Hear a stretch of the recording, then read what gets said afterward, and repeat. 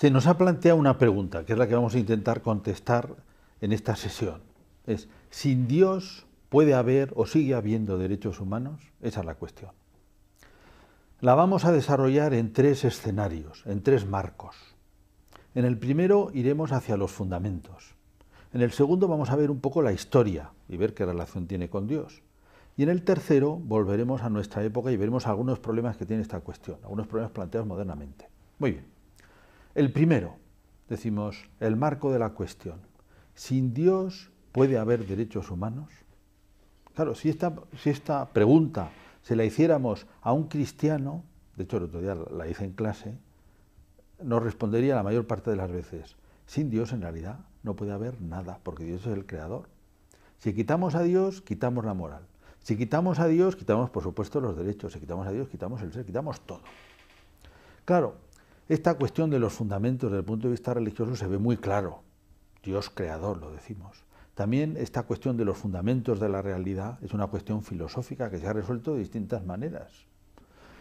Claro, en la filosofía vemos las cosas de otra manera. Dios no es lo más evidente es lo que nos rodea. Desde lo que nos rodea podemos llegar a Dios, pero también algunos no han llegado.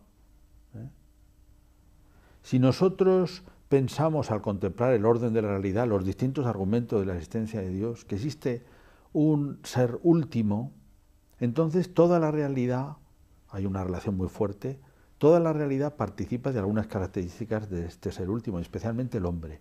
El hombre puede ser inteligente porque Dios es inteligente. El hombre puede tener dignidad porque hay un ser superior que tiene una dignidad. En cambio, diríamos, si buscamos o llegamos de alguna manera a pensar en otro fundamento, por ejemplo, que todo viene de abajo, que todo es materia, entonces encontraríamos una dificultad muy grande para hablar de la dignidad del hombre, o para hablar de la libertad, o para hablar de que tenemos algún tipo de derecho. Sería muy difícil justificar la inteligencia, por ejemplo. De tal manera que la cuestión de los fundamentos es muy importante y depende un poco cómo la enfoquemos. Sin embargo, si planteáramos hoy también a un ateo, si él cree en los derechos humanos, nos daría, vamos, la respuesta que tendríamos estadística, la mayoría sería que sí, que efectivamente creen en los derechos humanos. Porque toda nuestra cultura prácticamente, salvo pocas excepciones, creen en los derechos humanos. Y uno dice, pero ¿cómo se puede creer en los derechos humanos siendo ateo? Se parece que no tiene fundamentos. Pues sí, sí que se puede creer. Eso simplemente es la experiencia práctica.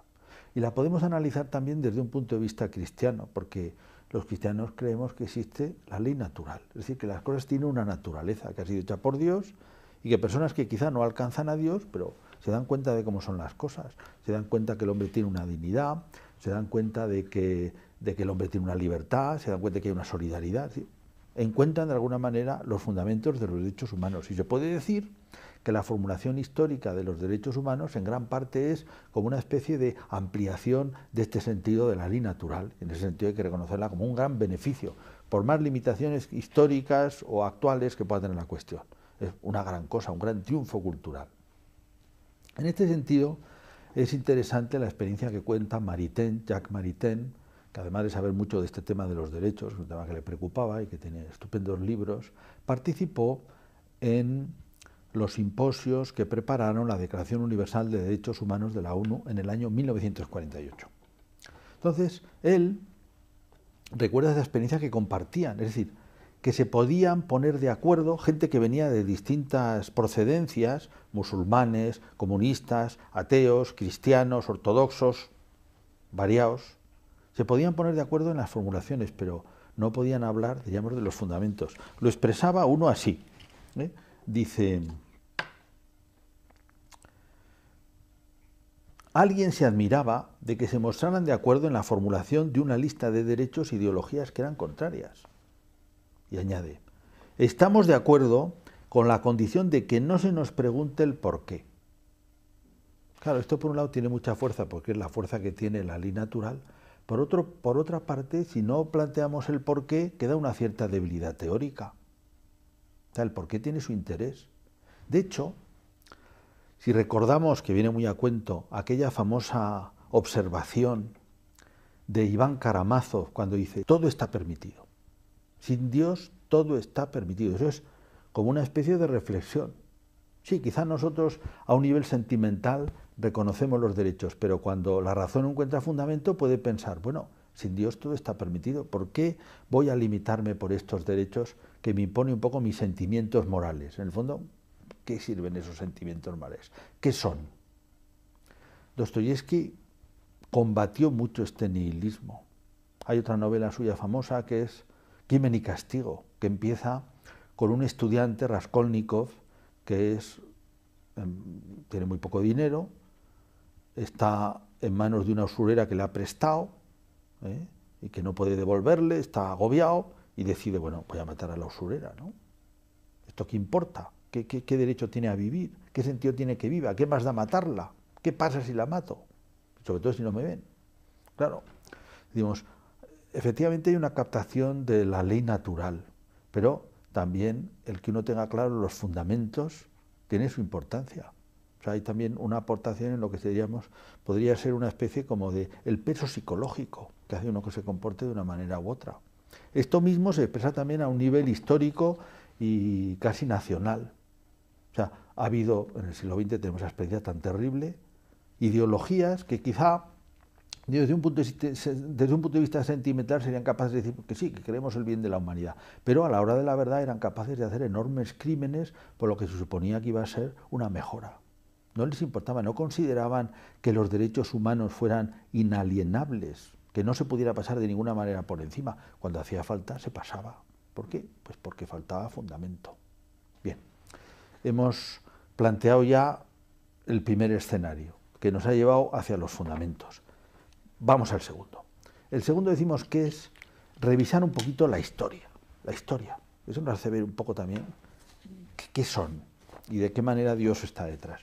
Al ver la historia vamos a fijarnos muy brevemente, porque esto es prácticamente toda la historia del derecho constitucional, toda la historia de nuestro sistema político. Solo vamos a hacer 3 menciones. Una primera que es lo que es el justnaturalismo. Después hablaremos muy brevemente de la experiencia política del Parlamento inglés. Y en un tercer lugar, de la Declaración de Independencia Americana. Esto nos va a servir para, históricamente, ver de dónde viene la lista de derechos, de derechos humanos. Bien, el justnaturalismo es un fenómeno de finales del siglo XV, principios del XVI, luego se desarrolla, que es sencillamente ver la necesidad de que el derecho se base en la razón. Hasta entonces, en una época medieval, el derecho en un contexto cristiano se ha basado en gran parte en la teología, en la fe. ¿Por qué las cosas son así? Porque creemos que son así. La parte más importante de nuestro conocimiento viene de la fe. Pero claro, suceden varias cosas. En primer lugar, se entra en contacto con sociedades que no son cristianas y se plantea la pregunta, bueno, pero los derechos, las instituciones que tienen estas culturas, por ejemplo, en la conquista de América, ¿tienen alguna validez? Y se dice, sí, claro, tiene una validez natural, hay unos derechos naturales. Hay unos derechos naturales que están en el orden social, en el ejercicio de la autoridad, en la familia, por ejemplo, la patria potestad, en la propiedad. No son cosas que se puedan vulnerar de cualquier manera.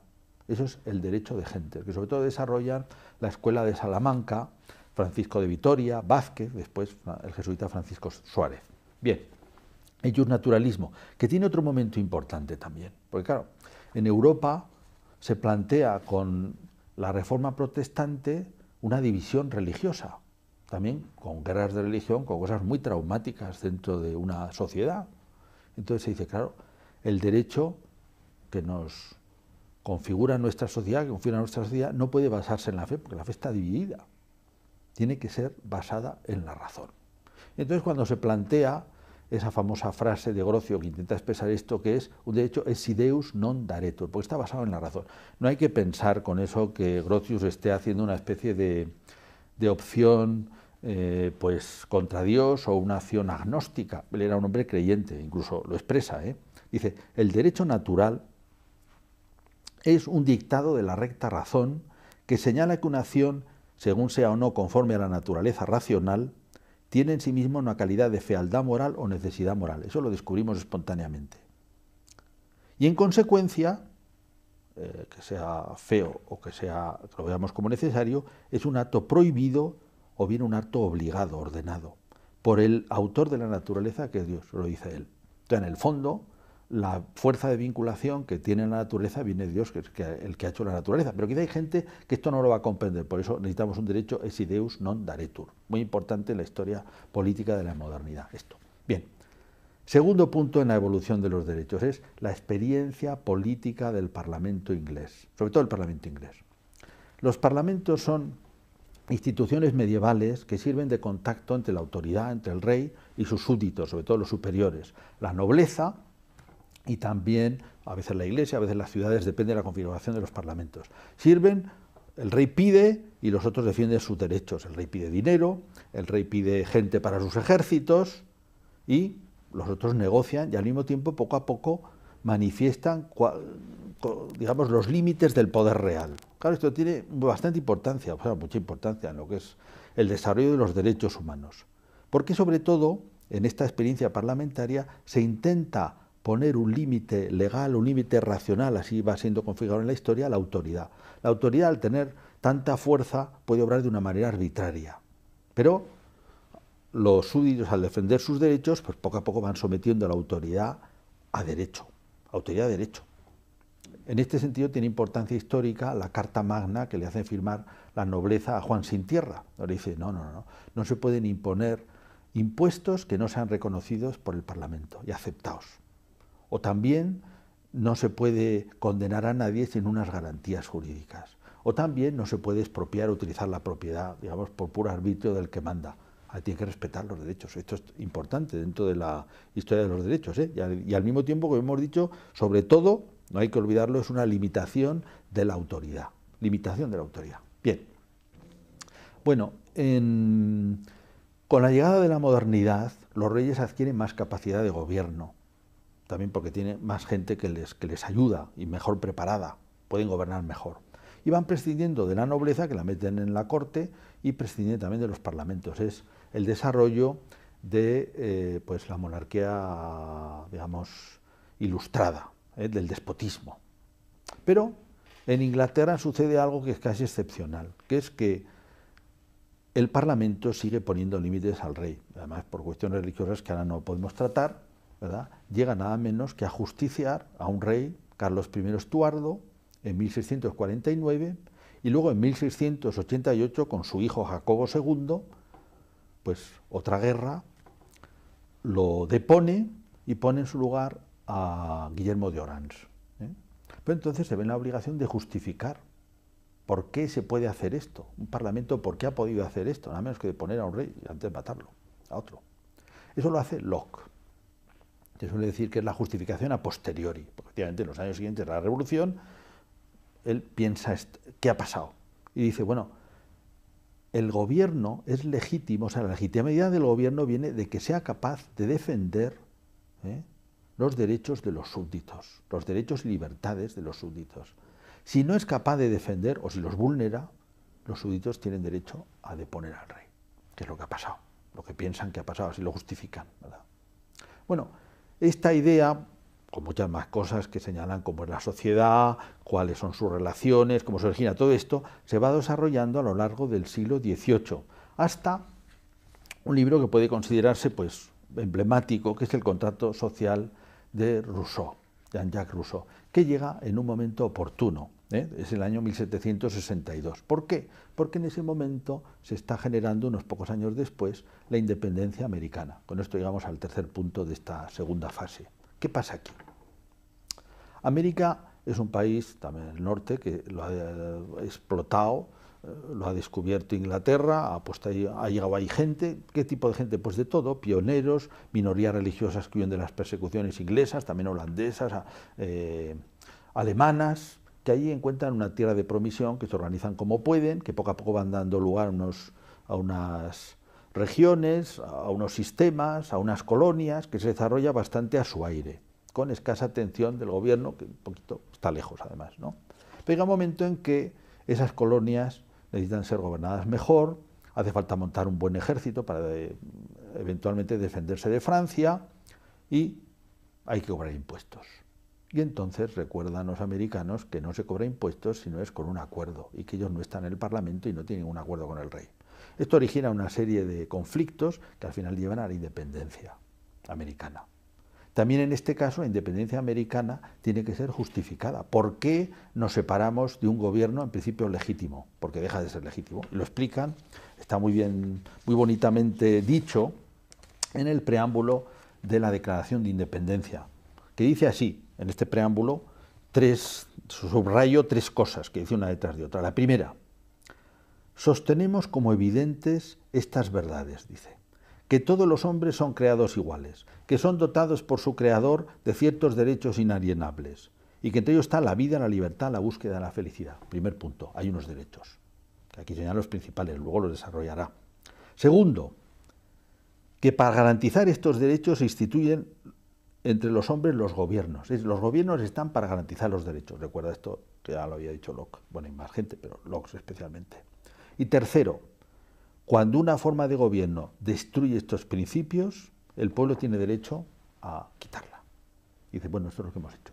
Nos hemos independizado porque el gobierno no ha garantizado nuestros derechos suficientemente. Bueno, esta declaración de independencia después es desarrollada en la Constitución, los fundamentos, y también un poco más tarde se hace ya una lista de derechos. Ya se le había, antes no lo he dicho, pero al propio Guillermo de Orange, el Parlamento inglés, le había hecho una lista de derechos. Aquí ahora se toman otra vez los derechos más importantes en el año 1791 y se añaden a la Constitución americana. También en ese tiempo se ha producido la Revolución Francesa en 1789 y la Asamblea Constituyente, de entrada, imitando un poco luego a los procesos americanos, aunque en un contexto tan distinto, y con una evolución después tan distinta, pues presenta una Declaración Universal de los Derechos del Hombre y el Ciudadano, estamos en 1789. Bien, después se intentará recoger todo esto de una manera más universal en esa Declaración de Derechos Declaración Universal de Derechos Humanos de la ONU del año 1948. Bien, esto brevísimamente es la historia de los derechos. Y volvamos a la pregunta inicial. ¿Sin Dios permanecen, sin Dios sigue habiendo derechos humanos? La historia que hemos dicho, ¿qué nos enseña? Pues que el justnaturalismo se basa en la convicción de que Dios ha creado la naturaleza y que el hombre de ahí puede obtener el percibir cuáles son los derechos. Después, el que aquellos que hicieron estas declaraciones de independencia, sobre todo los americanos, son personas que desde luego creen en Dios. Algunos no creen en Jesucristo, no creen en la Iglesia, muchos, pero creen en Dios. Hasta el día de hoy es un tema que está presente en la cultura americana tal cual, ¿no?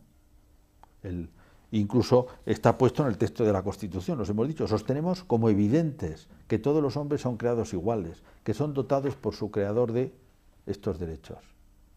Y además, conviene advertirlo. Esto les parece que es evidente. ¿Por qué les parece que es evidente la existencia de estos derechos? Bueno, pues porque, podríamos decir, porque proceden de un marco cristiano. Entonces, dentro de eso, estas personas que a veces están alejados sentimentalmente de la Iglesia o del cristianismo, aunque creen en un Dios, pues les parece evidente que hay una dignidad humana, les parece evidente que hay una igualdad humana, les parece evidente que tiene que haber una solidaridad. Esos lemas de la Revolución Francesa, libertad, igualdad, fraternidad, bueno, son lemas cristianos, que parecen evidentes a todos estos porque son gente en el fondo con un trasfondo cristiano cultural muy fuerte. Bueno, son tan evidentes, esto nos da paso al tercer escenario. Nos acercamos ya a nuestra época. Bueno, pues es la única opción, diríamos, cuando llega el siglo XIX aparece un personaje singular, que es Nietzsche, que va a suponer una especie como de revolución mental en este punto. Nietzsche era un hombre que se había acercado a la cultura griega, a la tragedia griega, le interesaba mucho, se había, diríamos, enamorado, emocionado con esos personajes llenos de impulsos, llenos de vitalidad, llenos de esa épica griega, ¿no?, del hombre victorioso. Y por contraste percibe estas sociedades burguesas como unas sociedades enormemente mediocres. Dice, pero aquí ¿qué ha pasado? Aquí lo que ha pasado es que, diríamos, que se ha creado una especie de moral que ha rebajado lo que es el hombre. ¿Por qué no hay héroes? ¿Por qué la política no es de héroes? Porque la han rebajado, la han rebajado.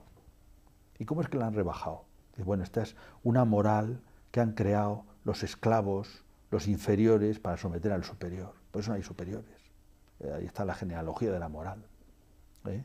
Una moral de esclavos, que nace del resentimiento de los inferiores hacia el superior. Dice, no, todos somos iguales. No somos iguales, pero se lo hacen creer al superior.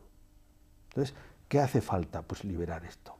Entonces, Nietzsche es partidario de difundir esa muerte de Dios, de ese Dios cristiano que es el garante de todo esto. Hay que demostrar que está muerto, así recuperaremos la libertad del hombre, solo si demostramos que Dios ha muerto. Bueno, es interesante con el argumento que venimos tratando esto, porque dice, bueno, vamos a ver, aquí lo que pasa es que si efectivamente quitamos a Dios, a ese Dios que no le gusta a Nietzsche, lo que pasa, decimos, ¿recuperamos la libertad? No, no, no, la libertad solo la recupera el superhombre, los demás esclavos. Es como el argumento en contra, ¿verdad? Sin Dios no hay derechos humanos. Digamos, el único que tiene derechos es el superhombre, que en realidad no se puede dar. De manera que los hombres permanecemos esclavos. Bueno, el tema, como es sabido, aparte de que tiene una influencia en lo que se llama el existencialismo ateo del siglo XX, en Sartre o en Heidegger, también es recogido por la ideología nazi, que dice, bueno, nosotros somos los héroes, nosotros tenemos un planteamiento heroico frente a estas democracias burguesas mediocres, nosotros tenemos una moral del triunfador. Además tenían una cierta rama, una cierta acogida de lo que puede ser un pensamiento ideológico y evolucionista. Nosotros somos una raza superior, tenemos más derechos, tenemos el derecho a ocupar un espacio superior, tenemos derecho a someter a los que son inferiores. Eso es lo que pasa en la evolución. ¿Por qué no va a pasar entre los hombres? Es la misma ley. Claro, el nazismo pierde la guerra frente a esas democracias burguesas mediocres y entonces todo lo que defendía queda un poco disuelto culturalmente y además estigmatizado, afortunadamente, ¿no? Profundamente inhumano. Pero cuando ya nos acercamos a nuestros días nos damos cuenta que también los derechos humanos siguen amenazados, por lo menos por 3 puntos que digo muy brevemente. El primero es lo que el cardenal Ratzinger entonces, hoy Benedicto XVI, llama el relativismo, la dictadura del relativismo.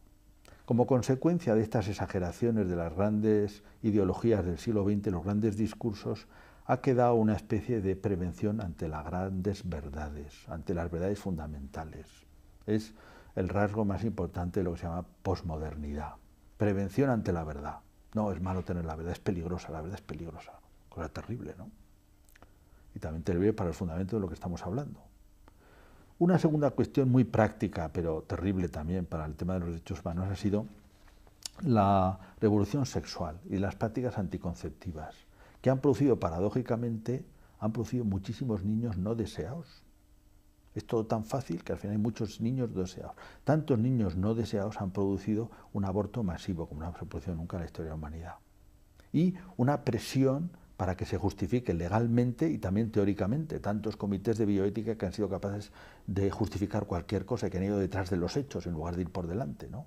A eso se añade toda la experimentación de tipo reproductivo, también deforma mucho estas cuestiones. Bueno, y el tercer punto es, aunque desapareció ese planteamiento, digamos, de una ideología pseudocientífica de las razas superiores, hoy sigue habiendo, y está muy extendido además, tiene un cierto fundamento, en parte falso, ¿no?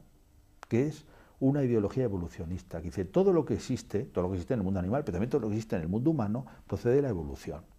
O sea, ¿y por qué se justifica? Se justifica, o sea, ha nacido por una ventaja adaptativa.